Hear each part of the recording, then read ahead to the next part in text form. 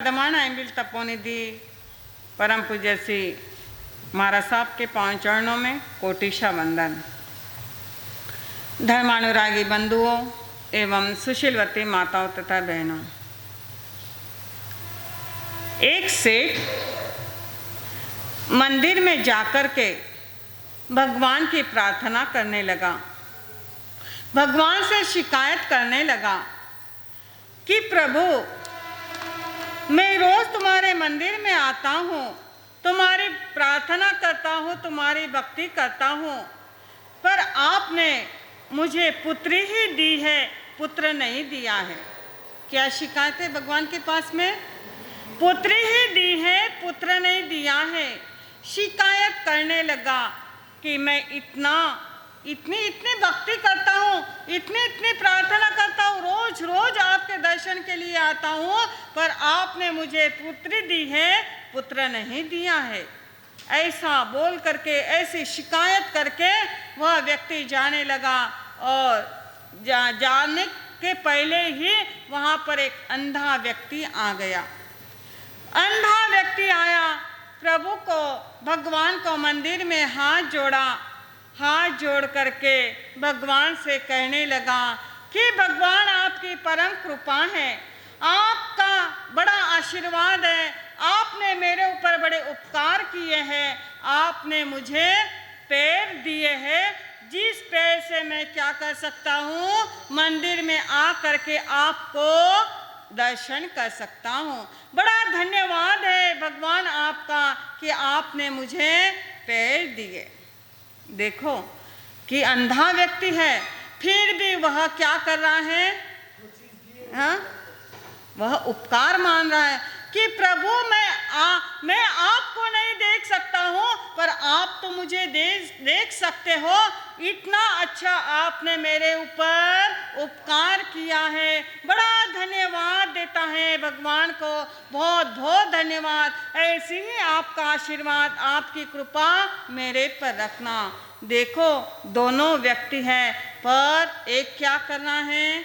शिकायत, भगवान से शिकायत करना है, और एक व्यक्ति धन्यवाद दे रहा है, उपकार मान रहा है। बस यही बात हमें देखना है कि आज से हम एक सीरियल चलाएंगे। आप सभी को इंग्लिश की ABCD तो आती है, सभी को आती है ना? इंग्लिश की ABCD आती है। हम इंग्लिश की ABCD के माध्यम से ही सीरियल चलाएंगे। ए लेटर क्या कहता है, बी लेटर क्या कहता है, एक एक लेटर को देखते हुए सीरियल देखेंगे कि ए हमारा क्या कहता है। ए कहता है कि accept challenge in life, accept challenge in life, चुनौतियों को स्वीकार करो। जो भी हमारे सामने चुनौतियां आई हैं, उसको स्वीकार करना है। 3 बात देखना है। इन 3 बातों के माध्यम से हम देखेंगे कि चुनौतियों को कैसे स्वीकार किया जाता है। पहली बात है कि दुख को स्वीकार करो। पहली चुनौती क्या है? दुख को स्वीकार करो। जीवन में कई बातें घटती है, उसे स्वीकार करना होगा, है ना? संसार में रहते हुए कई बातें घटती है, कभी सुख होता है, कभी दुख होता है, कभी अनुकूल परिस्थितियां होती है, कभी विषम परिस्थितियां होती हैं। उसे हमें क्या करना है? स्वीकार करना है। अच्छा हो या बुरा, गलत हो या सही हो, उसे हमें स्वीकार करना ही होगा। अगर हम इस परिस्थितियों को स्वीकार नहीं करेंगे तो हमें क्या होगा? दुख ही दुख होगा। मान लो आप प्रवचन में गए, प्रवचन में बैठे, प्रवचन हुआ और हमारे प्रकाश भाई सूचना देते हैं ना, वैसे प्रकाश भाई सूचना देने लगे कि अमुक अमुक तारीख को यहाँ से संघ निकलेगा, पालीताना जाएगा। सभी ने सूचना सुनी, बहनों आपने भी सूचना सुनी। सभी लोगों ने सूचना सुनी संग जाने वाला है। ऐसे ही बहन ने सूचना सुनी और घर पर गई, अपने सासू माँ को कहा कि आज स्थानक में डिक्लेयर हुआ है कि इस तारीख को पालीताना संग जाने वाला है, तो क्या माँ, सासू माँ, मैं अपना नाम लिखाऊं? तब सासू माँ ने कहा कि तुम नहीं, तुम्हारी जिठानी संग में जाएगी। क्या कह दिया है?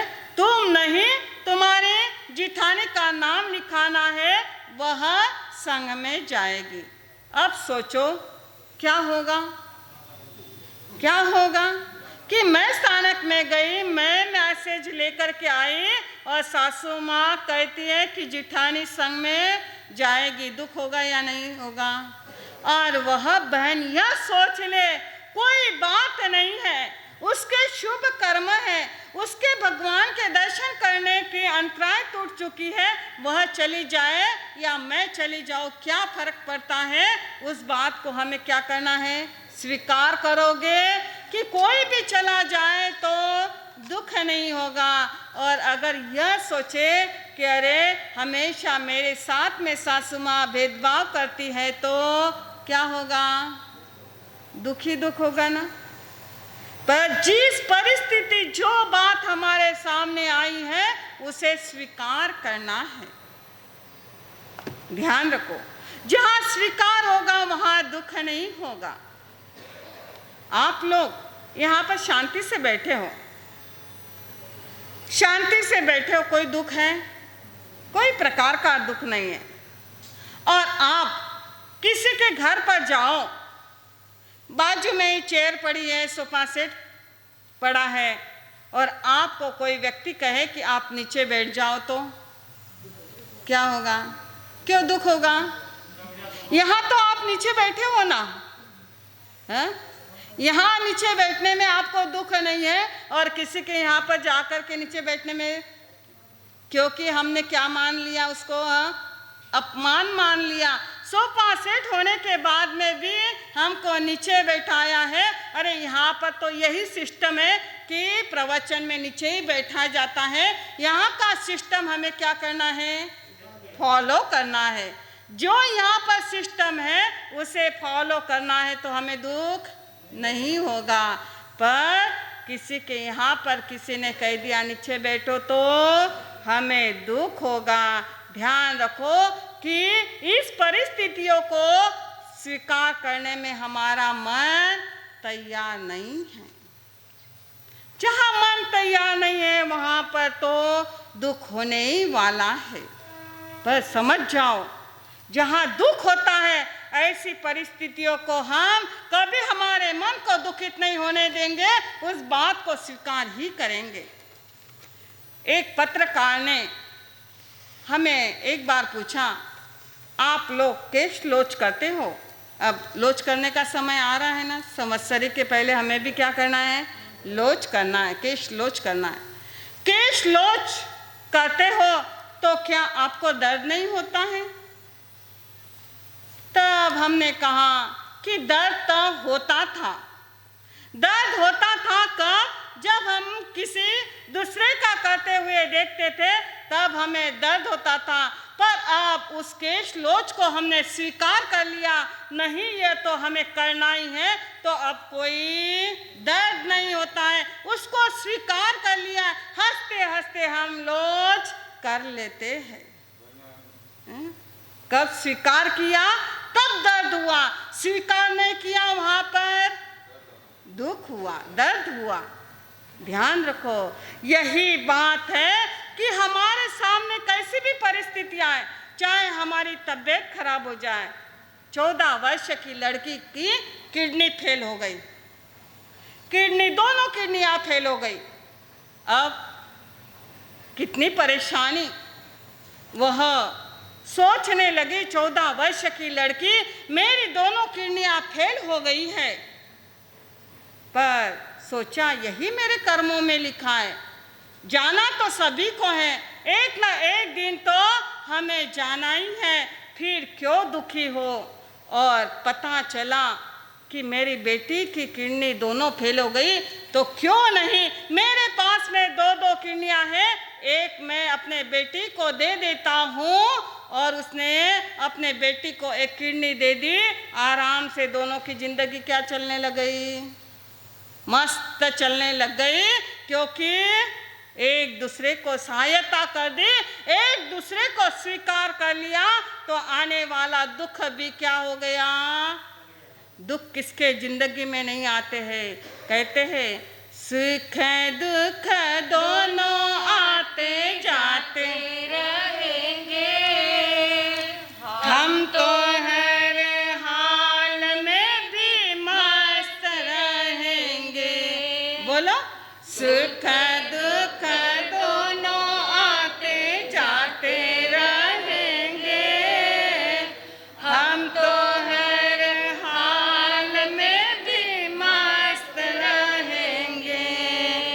निमित्त न समाधि मेरी तोड़ सकेंगे, हम तो हर हाल में भी मस्त रहेंगे, हम तो हर हाल में भी मस्त रहेंगे।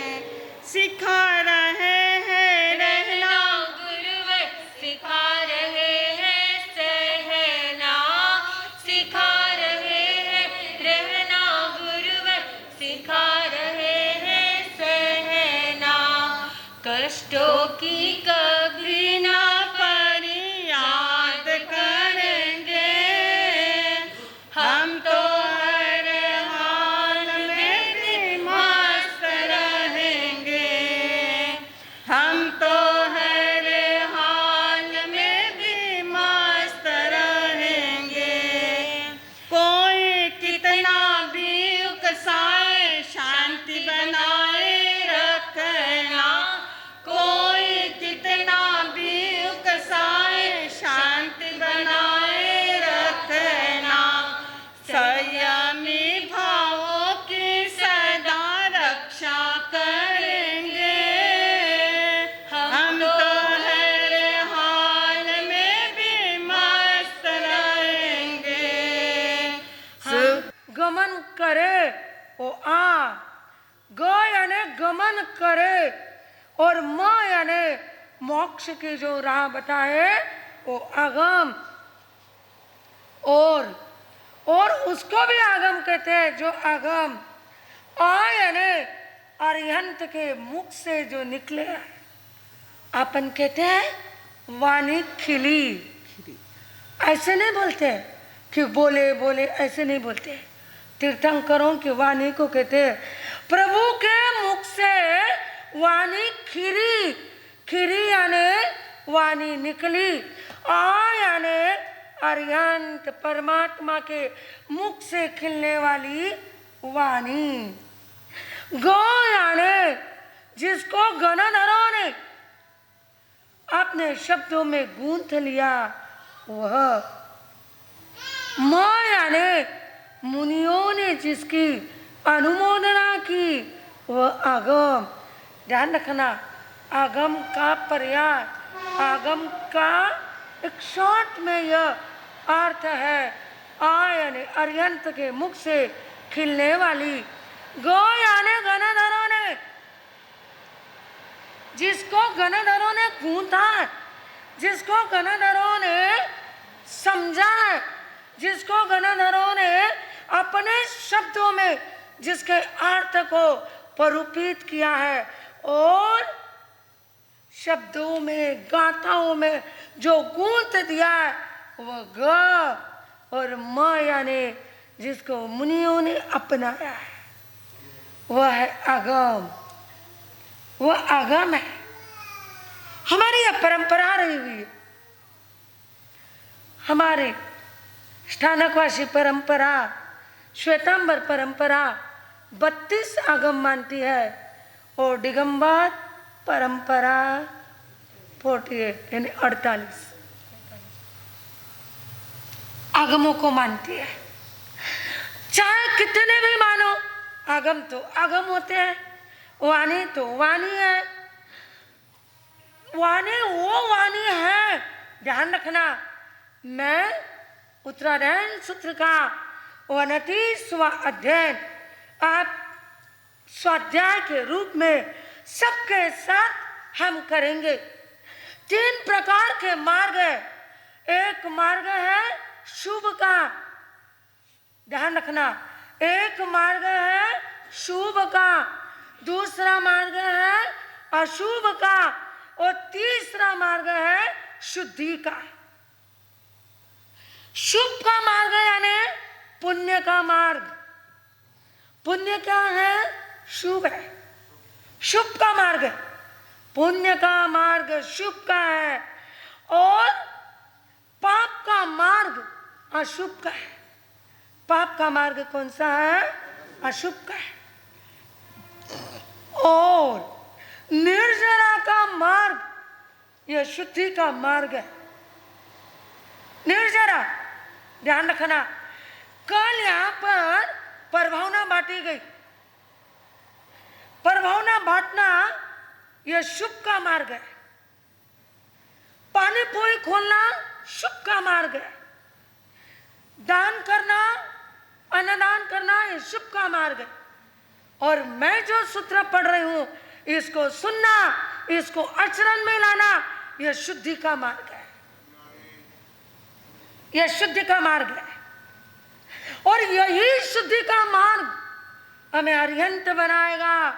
यही शुद्धि का मार्ग हमें केवली बनाएगा। ध्यान रखना, शुभ का मार्ग है। शुभ का मार्ग हमारे लिए साधन है। शुभ का मार्ग यह साधन है। पुण्य यह साधन है। पुण्य फैसिलिटी है। पुण्य होना जरूरी है, पर जब उच्च कोटि के ऊपर, शुद्धता के ऊपर बढ़ गए ना, तब तो ना पुण्य चाहिए और ना पाप चाहिए। तब तो बस अटल, अवगना, अजर और अमर व्यक्ति बन जाता है। हाँ, तो मैं आपको बता रही हूं सूत्र, उत्तरायण सूत्र। उत्तरायण सूत्र लगातार प्रभु ने 16 पहर तक क्या किया? देशना दी। वाणी उनके मुख से खिली। 16 प्रहर लगातार। और वो वाणी बोलते बोलते बोलते भगवान अदृश्य हो गए। सोचो, आपके पिता आपके सामने बोलते बोलते बोलते एकदम चले जाए तो क्या बीतती है? क्या बीतती है हमारे पर? नवमल्ली, नवलच्छी, 18 देश के गणराजा, देवी देवता, त्रियंच मनुष्य सब कोई थे। 12 प्रकार की परिषदा थी। परिषदा सुन रही थी और भगवान चले गए। अंतिम शब्द उत्तराध्ययन सूत्र। अर्थ क्या होता है उत्तराध्ययन का? उत्तर, जिसमें उत्तर है वह उत्तराध्ययन। जो उतरती अवस्था में कहा है वह उत्तराध्ययन। जो एकदम श्रेष्ठ है वह उत्तराध्ययन। उत्तराध्ययन के अध्ययन कितने हैं? 36। कितने अध्ययन हैं? उस 36 अध्ययन में 14 अध्ययन है कथा के। 14 अध्ययन में धर्म कथा आती है। 14 अध्ययन कथा के। 6 अध्ययन उपदेशात्मक। कितने अध्ययन है उपदेश के? 6 अध्ययन। 9 अध्ययन है आचारात्मक, यानी आचार, जिसके अंदर क्या करना और क्या नहीं यह समझाया गया है। और 7 अध्ययन है सिद्धांतात्मक। सिद्धांत क्या है और सिद्धांत क्या कहता है, यह 7 अध्ययन है। ऐसे पूरे 36 अध्ययन को लेकर के एक जैनेश्वरी यानी गीता जैनियों की गीता बनी है और वह है उत्तराध्ययन सूत्र। एक समय था जिस समय ये लिखने की परंपरा नहीं थी। गुरु कहते और शिष्य सुनते, गुरु कहते और शिष्य सुनते। बड़ी स्ट्रॉन्ग प्रज्ञा थी। एक बार सुन लिया तो बस हो गया। 14 पूर्व का ज्ञान चलता था। पूर्व, ध्यान रखना मेरे शब्द शायद आपको कठिन लगे, पर जब तक आत्मा की बात परमात्मा के साथ नहीं करेंगे ना, तब तक कितने भी व्याख्यान सुन लो, क्या मतलब आएगा? बोलो। आत्मा शुद्धि का मार्ग, आपको शुद्धि के मार्ग की ओर बढ़ना ही पड़ेगा और बढ़ना ही चाहिए। हम वीर के उपासक हैं, हम श्रमणोपासक हैं। श्रमणोपासिका हो बहनों, तो इन बातों को ध्यान रखना ही पड़ेगा। आचरण में जब बार बार सुनोगे ना, तब आचरण में आएगा। सोचा जाने कल्याणम, सोचा जाने ही पावगम, ये सूत्रों के शब्द है। हाँ, तो मैं आपको बता रही हूं, परंपरा चल रही थी, बस गुरु बोले और शिष्य सुने। 14 पूर्व का ज्ञान मात्र गौतम स्वामी ने एक अंतर्मुहूर्त के अंदर, अंतर्मुहूर्त यानी बोलो, अंतर्मुहूर्त यानी कितना होता है? 48 मिनट। 48 मिनट के अंदर गौतम स्वामी ने 14 पूर्व का ज्ञान प्राप्त कर लिया। यह उनकी प्रज्ञा थी, यह उनका सम्यक ज्ञान था। पर धीरे धीरे धीरे 3 बातें हो गई। 3 बातें यह हो गई, प्रज्ञा धीरे धीरे धीरे प्रज्ञा कम होने लगी, बुद्धि कम होने लग गई। और बुद्धि कम होने से गुरु शिष्य में विवाद बढ़ गए। दूसरा कारण हो गया, शिष्य कहता है नहीं गुरुदेव ऐसा ही है, गुरु कहते हैं नहीं मैं कहूँ वो सही है, मतलब गुरु शिष्य में विवाद बढ़ गया। और तीसरा कारण यह हुआ, दुष्काल पड़ गया। ये 3 कारण हो गए। ज्ञान धीरे धीरे धीरे धीरे कम हो गया। 14 पूर्व का ज्ञान एक पूर्व पर आकर के बैठ गया। 14 पूर्वधारी कोई नहीं रहे। 14 पूर्व का ज्ञान मालूम है? एक पूर्व का ज्ञान वह होता है, मेरे शब्दों को भूलना मत बहनों, गांठ मार के रखना, ध्यान से सुनना। कितने साल हो गए जिनवानी सुन रहे हो, कितना समय बीत गया व्याख्यान सुनते सुनते सुनते। वह व्याख्यान के संस्कार तुम्हारी आत्मा पर पड़ रहे, ये बात सही है, पर सम्यक ज्ञान तो होना ही चाहिए। पूर्व किसको कहते हैं? पूर्व। एक अंबाबाड़ी सहित हाथी, सुखा सुखे शाही, गिल्ली शाही नहीं, सुखी शाही। वह समय आप लोगों ने देखा होगा नहीं मालूम, पर मैंने तो देखा। सुखी पाउडर होता था और हमारे गुरनी जी उस पाउडर को एक लकड़ी के पात्र में मिलाते, टाक लेते और उससे लिखते थे। यह तो मैंने देखा भी है और 1-2 बार लिखा भी है। तो वह सूखा पाउडर अंबाबाड़ी सहित हाथी जिसमें डूब जाए, इतने शाही के सूखे पाउडर से जो लिखा जाए वह एक पूर्व का ज्ञान। ऐसे 14 हाथी का पाउडर के में लिखा जाए, वह 14 पूर्व का ज्ञान।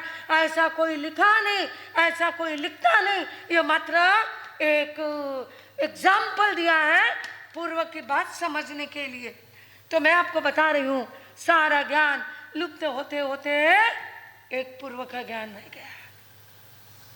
7 वाचना हुई। आपकी भाषा में मीटिंग, आपकी भाषा में मीटिंग और सूत्र की भाषा में वाचना। 7 बार वाचना हुई, स्थूलीभद्र के प्रमुखता में हुई, वाचना हुई, फिर भी ज्ञान का लुप्त होने लग गया। तो लास्ट में देवादि गणी क्षमा श्रम, कितने महान आचार्यों का हमारे पर उपकार है। देखो देवादि गणी क्षमा श्रमण ने क्या किया, सबको बुलाया वल्लभपुर नगर के अंदर। मैं आपको सिर्फ मुझे उत्तरायण सूत्र का 29वें अध्ययन का मुझे आपके सामने वाचना करना है, पर पहले भूमिका बता दूं। वैसे भी आज असज्जाय का टाइम है, आज स्वाध्याय नहीं की जाती है।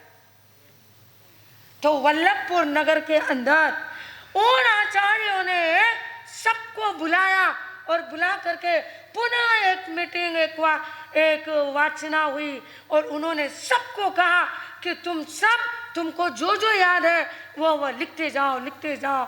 और लगातार कितने साल, 13 साल तक लिखते रहे, पूरे 24 घंटे लिखते रहे। अब आपके मन में डाउट आएगा,